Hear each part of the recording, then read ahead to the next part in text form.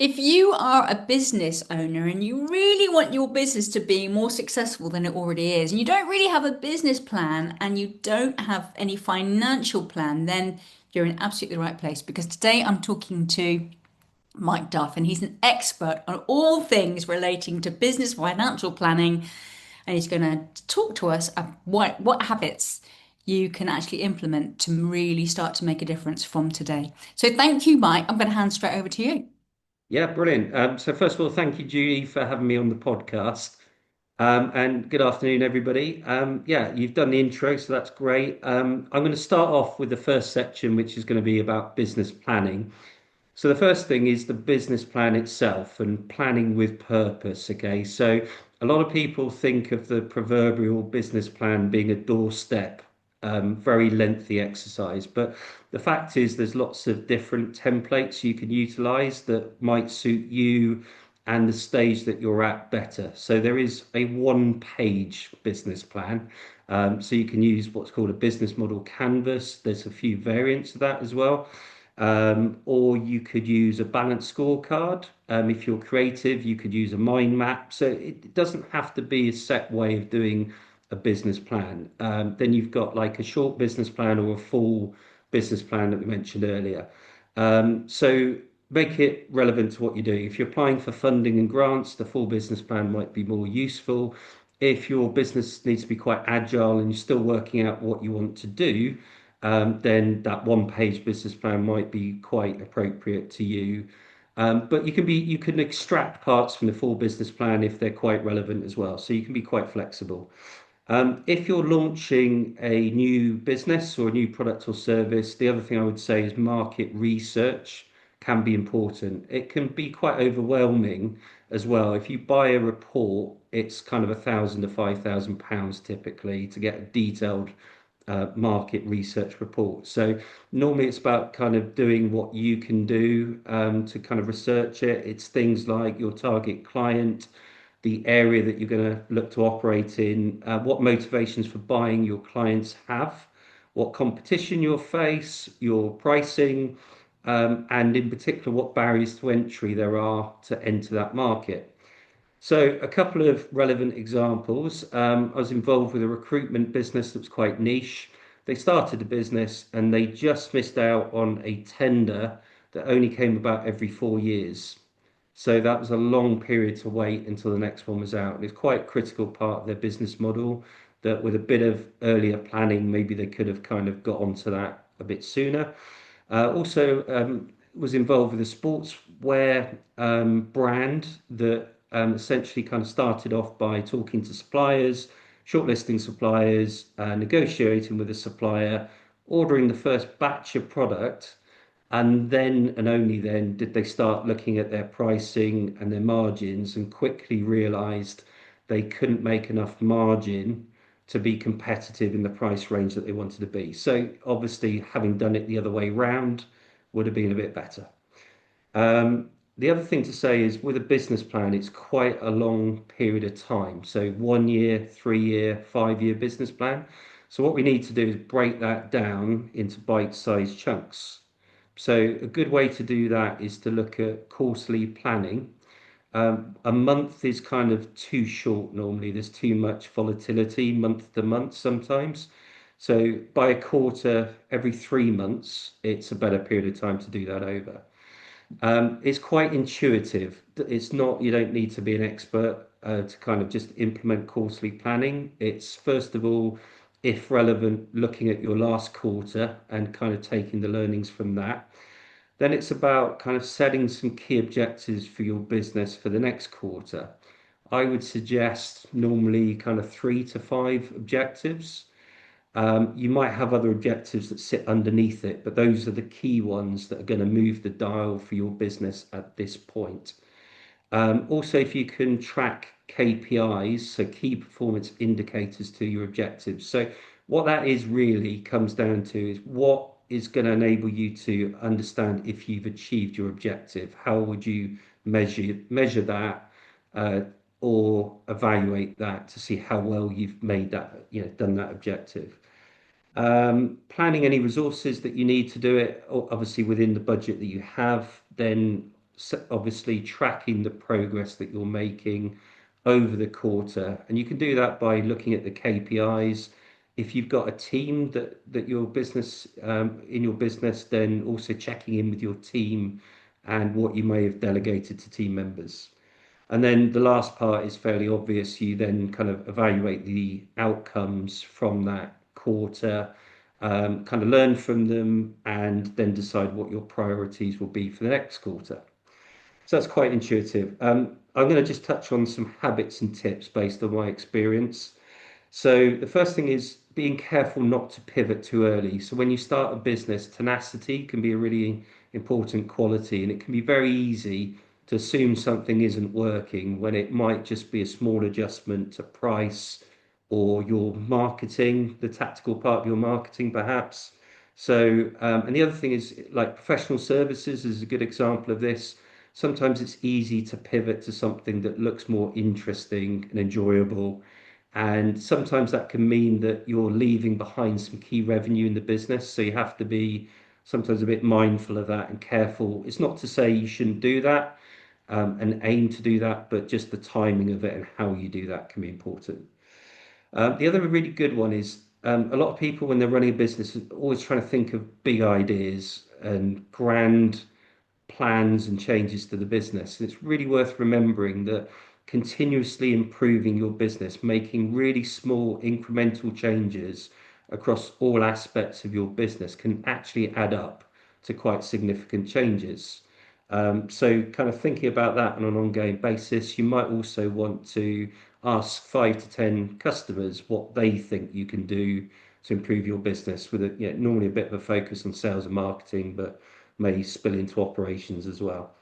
The other thing is, and this is something I do quite a lot in my kind of business advisory role, is identifying hidden costs in your business. So that's where opportunities sit that aren't immediately obvious, that can help you to maximize your productivity and profitability. There's something called lean thinking you may have come across, and the seven wastes. I'm not going to go into the detail of that, but just to refer that as something really worth looking up and seeing how that can apply to your business and how you might kind of utilize that. Um, so yeah, that's continuous improvement and lean. The other thing, as an example of that, would be things like how long does it take you to retrieve information in your business? Are you looking through a stack of paperwork, spending lots of time getting that information, or do you have a good filing system to streamline that? Or do you have a CRM to get that information? Um, Also, non-value added activities. So where you're not doing things that benefit you or your client. So examples of that would be rework, whether it's a product or a service where you have to go back over and do things again because something was missed. Travel time, it might be necessary, but again, planning a schedule better or thinking about how you use that can be a way to kind of benefit your business.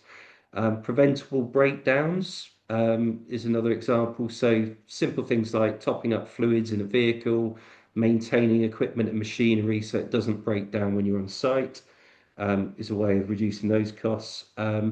Just simple things as well, like not doing the easy things. Very easy to kind of do what's easy, utilizing time. But if you can think about what's going to move the dial in your business and try and focus on that, that can be reducing another waste.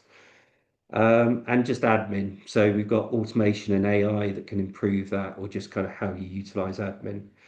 The last thing in terms of habits would be to get support via a business coach, a mentor, or a peer group. Because I always say that accountability and a sounding board, I think, are two of the most valuable things that you can get in a business. And I know, Julia, it's something that you would cover as well. The second part is financial management. So the first part of that is often funding. There's lots of different funding options for your business, and it's really important that you understand them because a lot of them are different to what you might think they are without getting to know them. But there's things like bootstrapping, friends and family, startup funding, debt funding, equity funding, grants. So there's lots of options, and you need to kind of think what options are viable and then think which ones match your risk appetite and your objectives as a business. So the second part of the financial management, it's worth saying that a lot of business owners hate finance. I think maybe four in five in my experience. So you're not alone if you're in that camp. Having said that, the truth is that if you want to run a business successfully and run it well, getting to grips with finances is one of the most important things that you need to do. And also, a lot of accountants won't help you with that. So it's really down to you to learn, I'd say, at least the basics to start with, or get support to help bridge those gaps. Not just support to do it for you, but ideally support to kind of personally develop yourself in that area. The other thing to say in terms of financial management is too many businesses, in my experience, that I come across are always looking backwards. So they're relying on their year-end accounts, their financial management accounts, or just their bank balance. The problem with that is obviously, yeah, in looking backwards, what you did over the last year may not reflect what you're going to plan to do over the next year.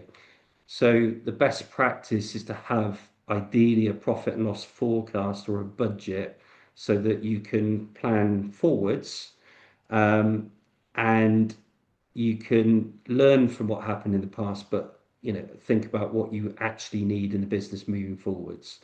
What that helps you to do is be really objective about your business planning. So what you don't get is the situation where you say, that looks about right, or you get the right result, but the way you get it isn't necessarily the way that you want to get it, because it might be that you're making good profit on one product or service, but another product or service is kind of not doing so well. Or same with customers. The kind of 80/20 rule often applies with clients as well.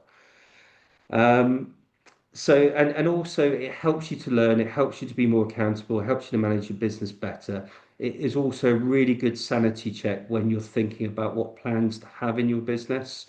Particularly those big decisions like recruitment would be a good one, your marketing budget and your marketing expectations. So the last part, I thought again I'd share some good habits based on my experience in terms of financial management that you can consider implementing in your business. The first point, particularly when you're starting a business, is think about what you personally need to survive, as well as what the what the business needs are as well, because they're intrinsically linked. If you can't take the income you need from your business at the point for the amount of time you need to do that for your business to get going, it might bring down your business. You might have to kind of do something else, like get a job again. So that's really important.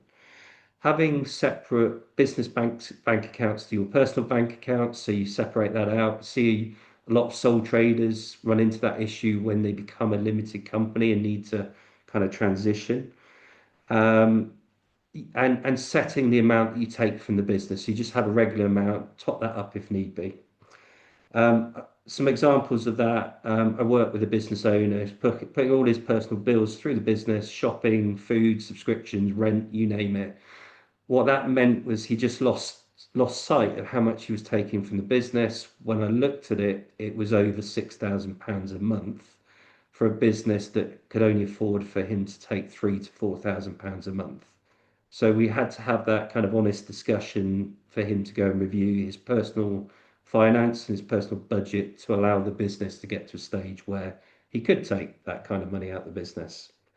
Also, keeping up with VAT, PAYE, corporation tax. There's a lot of planning around that. Corporation tax, 9 months from your year end. It can be a real shock and an unexpected cost if you don't plan for it. I know a lot of business owners that do treat it as a nice to have. Sometimes your business might be under pressure and you might need to do that, but if you can try and plan for it, you're running your business better and you don't fall into the trap of using the finance for something else and then realizing you've got to suddenly find that finance for that. Also, planning for capital investment, particularly equipment and machinery that are vital to you to run your business. Being careful about tying cash up in stock, especially if it's quite a bit of working capital that you might need to use elsewhere. And also, there's other costs to it. It might take up space that you could utilize to generate revenue for your business. So think about that. Knowing your margins is really important. If you do the budget and P&L forecasting, you can also check that how you cost your work is reflected in what you're actually seeing in your business. That's a really useful check. If it isn't working out, you need to kind of look a bit deeper into where it's going wrong and where those hidden costs are disappearing too. Also, for price increases, it's a really good habit to get into reviewing that on a yearly basis if your costs are increasing. If you don't do that, you might have a whole year, if you're reviewing it annually, where your margins are reduced. And also for your clients, it's more of a shock when you've got like 2 years of price increases. And the appetite for increases often is better than you might expect it to be. So typically speaking, don't be afraid to make those adjustments. Don't compete too heavily on cost. Don't get sucked down to competing on price if you're more a business where you're offering good quality and service. So you don't see Waitrose trying to, sell the same price as Lidl. Same thing for when you're managing your business. Understand where your value is and don't get dragged down on price unnecessarily. Sometimes there's reasons to do that. Also doing regular stock checks because your stock can throw out your profit and loss forecast. If you're running software, try and get that managed well. So mapping income and expenditure under the right codes. And if you can get a breakdown of sales and costs for products and services that match, that's really helpful to run your business. And the last tip is the old adage, cash is king. So having a cash flow forecast for your business, or at least being able to closely monitor your working capital. Think about surviving the sales cycle. So how long does it take to convert a prospect to a client and then get the finance invoice paid for, etc. Being careful about thinking about your credit terms for suppliers and clients, worrying about slow paying customers perhaps, but in summary, maintaining good credit control, managing bad debts, and trying to avoid tying up cash, blocking cash unnecessarily. So Wow. there you go. So much practical information, Mike. It's like, wow, it keeps coming. And one of the Yeah. things that really stood out for me was you talking about don't pivot basically before you've seen the result that you want. Now, for some people, because habits take a long time, don't they? They think it's about the power Mm, of compound, and you're not going to see the result today, but yeah. giving it time. But how do we know when we've got the right habit in place? And that and trust that we can trust that in 6 months or in 2 months or in a year we're going Yeah. to get the result we want. How do we know that? And then what's the point Yeah. when we go, It's do you know it's a what, that's really not. Yeah, it's a really good question, and I think sometimes it's kind of comes down to partly intuition and partly kind of recognizing when your original expectations have changed. So like professional services and consultancy, I've been doing this 10 years, and starting off is really difficult, and then I've kind of changed how I operate. The basis of how I operate hasn't changed, but certain ways of doing that has changed quite a lot over the years. And yeah, it's just kind of using your intuition. If you've got that accountability and sounding board, you've got other people you can talk through. Do you think this is working? These are the problems I'm having.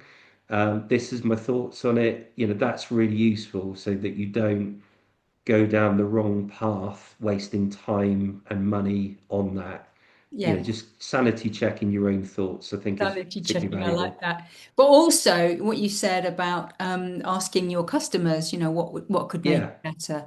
And they're not all going to say the same thing, but I imagine in the main, be talking about how you could provide value generally to, consumers. So yeah. So I know that you offer mm. you actually help people with grants, don't you? Yeah, so I do a few things. So I do coaching and mentoring, working more like a non-executive director, working long term with clients, not just giving advice, but helping to see that implemented. I also specialize in startup funding for businesses up to 5 years. So that's helping them with business planning and cash flow forecasting as part of the application, but a fantastic way to get funding to invest in starting your business. I know, So having talked to you before, Mike, I know that actually your mm, success rate is enormous, isn't it? yeah, I mean, I've done it for 10 years with over 50 businesses where they are eligible and there's no credit issues or anything like that. I've got kind of pretty much around 100% success rate. There's a few that, kind of a bit of a grey area that I'm not quite sure what the reason was. So I tend to manage expectations and say it's 90, 95%, but yeah, it's very high. Um, I've, the reason is that I was originally assessing for this scheme 10 years ago, so a lot of inside knowledge as to, how to prepare it in a way that you're likely to be successful. There's a lot of things that you don't get told when you apply directly, and it's just, yeah, just building up that knowledge and obviously my experience with business planning and cash flow forecasting and making sure it's consistent. It's really easy to say something in the business plan and do something that contradicts that in the finance plan. So it's things like that and just broad industry experience to be able to get to know clients and what they're trying to achieve. Brilliant. Um, yeah, Thank you so, so much. So, for those of you watching or listening, if you found what Mike's talking about really, really helpful and you want to know more about him and what he provides, and just to see if he can help you, then check out his links. They will be below this video. So, thanks again, Mike, and thank you, everyone else, for watching. thanks, Julie.